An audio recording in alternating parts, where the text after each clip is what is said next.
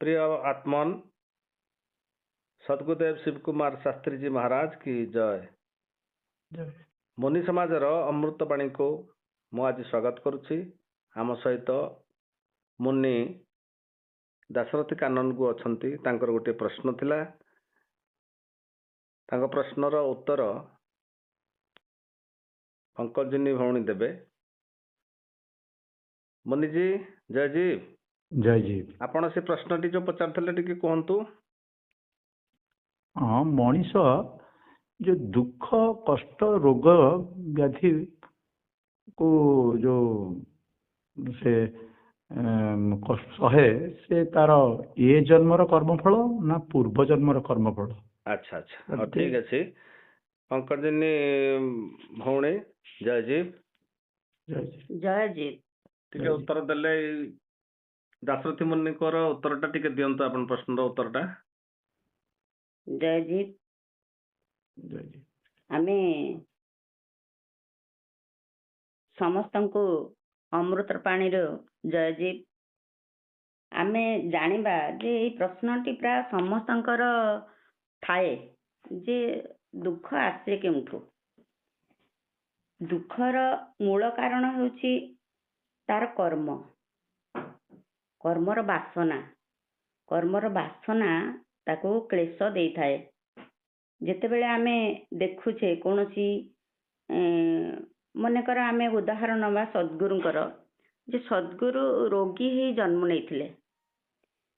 आमे जानि पारुछे कि से कहउछंती मध्य मोर पूर्व संस्कार वशत मोर रोग थिला। मु आदि जोगी मध्य थिली।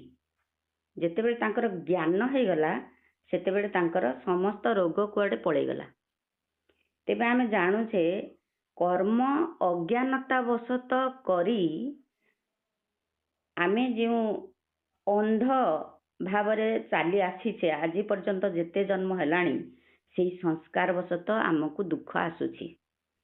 तेबे आमे जेतेबेले ज्ञान वशत कर्म करिबा आमे सेतेबेले कोन करिबा ना निजको सेई कर्म क्लेशरु बा कर्म बंधनरु मुकुळेई पारिबा।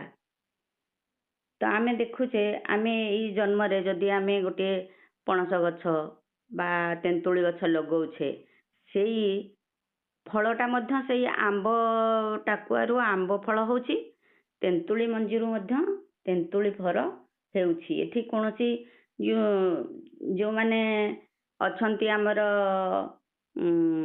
मजहबी गुरु से माने कहंती ठाकुर दुख दियंती बा ईश्वर दुख दियंती। एठी आमे देखुछे आमर कर्म फलदाता ईश्वर नुहंती, आमर कर्म फलदाता आमर निजर कर्म।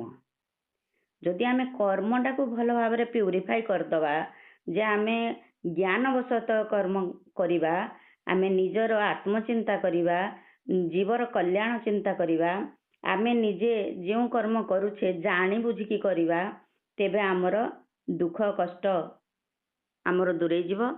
निजे जदि आंब गछ चाहिबा आंब गछ पोती पारिबा, कलरा गछ चाहिए कलरा गछ पोती पारिबा, आखु गछ चाहिए आखु गछ पोती पारिबा। आमर ये सब कर्ममय संचित कर्म बा प्रारब्ध कर्म संस्कार को पोड़ी आमे निजे जो एई जन्म रे जो कर्म करिबा क्रियमाण जन्म रे कर्म आमे निजे सजग हे जिबा। आ भविष्यत रे मध्य ए कर्मर क्लेश पाई पारिबा नाही। आमे प्रत्येक कर्मर जदि सजग भावरे करिबा आमे समस्ते ए मुनि समाजर लोक जेते अछंती से माने समस्ते जानिचंती जे कर्म करिले फल निहाती हमको मिले। जे कर्म करिण फल पाई प्राणिता अवश्य भुंजई। भागवत कहंती कर्म करिले अवश्य फल प्राप्त हेब। एथिरे किछि द्विधा करिवार नाही। आउ सद्गुरु मध्य हमको बहुत सुंदर भावरे बुझाइले जे कर्म जोगु ही क्लेश आसे। तेणु दुखर कारण होउची आमर गत जन्मर संचित कर्म हो बा एई जन्मर कर्मर फल हो, आमे दुख सेई कर्म क्लेशरु ही पाउछे। तेबे आमे ଏଇଟା ୟାକୁ କିଏ ଯଦି ଆଉ ଟିକେ କ୍ଲିୟରାନ୍ସ କରିବା ପାଇଁ ଚାହିଁବେ ଯେ ଆଉ କ'ଣ ଯଦି ପ୍ରଶ୍ନ ଥିବ ତାହେଲେ କହିବେ, ନହେଲେ କାନୁନଗୋ ଭାଇ କହିବେ ଯେ ପ୍ରଶ୍ନଟି ଉତ୍ତରଟି ଠିକ୍ ଲାଗିଲା କି ନାହିଁ ପ୍ରଶ୍ନର, ତ ଆମେ ଆଉ ଟିକେ କ୍ଲିୟରାନ୍ସ ଦେବା। ଠିକ ଅଛି ଭାଇ, କାନୁନଗୋ ଭାଇ।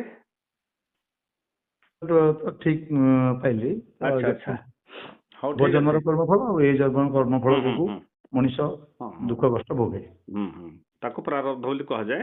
ତ ହଁ। ନିଜର ତାମାନେ ଆପଣଙ୍କର ଉତ୍ତର ହେଲା ନିଜର କର୍ମର ଯୋଉ ଫଳ ଥାଏ ତାକୁ ଭୋଗିବା ପାଇଁ। ଫଳ ତ ଦୁଇ ପ୍ରକାର, ଗୋଟିଏ ହଉଛି ଦୁଃଖ କର୍ମ, ଗୋଟେ ହଉଛି ଦୁଃଖ ଫଳ, ଗୋଟେ ହଉଛି ସୁଖ ଫଳ। ତ ଦିଟା ଯାକ ଆପଣଙ୍କର ପ୍ରଶ୍ନ ଥିଲା ଦୁଃଖ କଥା, କିନ୍ତୁ ସୁଖ କଥା ମଧ୍ୟ ଏଇଠି ଉଠିବ। ଦିଟା ଯାକ ଯାହା ସେ କରିଛି କର୍ମ ପ୍ରତ୍ୟେକ ଭାବରେ ଇଣ୍ଡିଭିଜୁଆଲି ଯୋଉ ଆତ୍ମା ଭାବରେ ବା ଜୀବାତ୍ମା ଭାବରେ ସେଇଟାକୁ ସେ ନିଜେ ହିଁ ଭୋଗ କରିବ। ଏଇଟା ହଉଛି ଉତ୍ତର। ଆଉ ପରବର୍ତ୍ତୀ ଅବସ୍ଥାରେ ପୁଣି ଆଉ କ'ଣ ପ୍ରଶ୍ନ ଥିଲେ ଆପଣ ପଚାରିବେ। ଆମେ ମନି ସମାଜର ଅମୃତବାଣୀରେ ଆମେ ଏଇଟାକୁ ଆଲୋଚନା କରିବା। ଠିକ ଅଛି, ଆଜି ପାଇଁ ତାହେଲେ ଏଇଠି ରଖୁଛି। ସପ୍ରେମ ଜୟଜୀବ। ଜୟଜୀବ।